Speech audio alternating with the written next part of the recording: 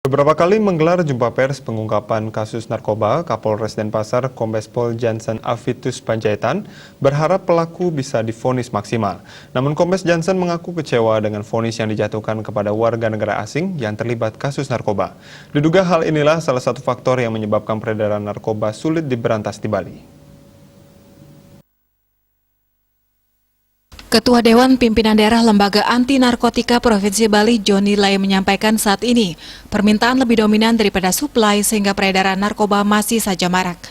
Para pelaku yang ditangkap dan divonis tetap menjadi pemain dalam peredaran narkoba saat berada di lembaga permasyarakatan mengingat bisnis narkotika secara ekonomi bisa membuat orang cepat kaya.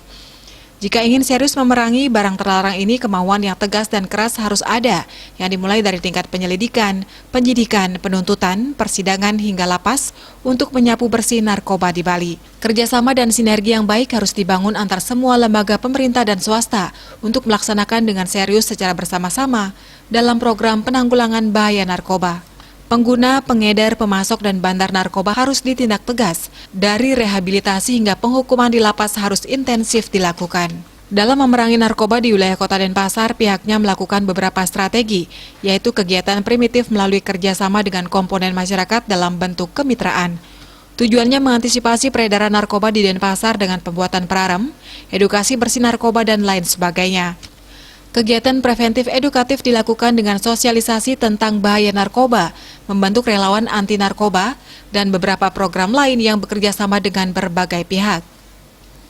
Tindakan represif juga dilakukan dengan melakukan razia di tempat-tempat hiburan malam.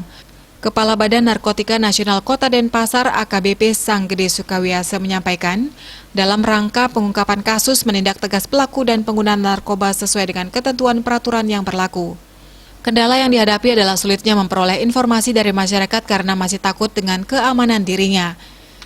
Di tengah pandemi COVID-19, para pelaku tetap menggunakan modus baru untuk mengelabui petugas, sesuai dengan komitmen Kepala BNN RI, yaitu memerangi narkoba. Pihaknya tetap eksis untuk menindak secara tegas para bandar, pengedar, dan pengguna narkoba. Bali Post melaporkan.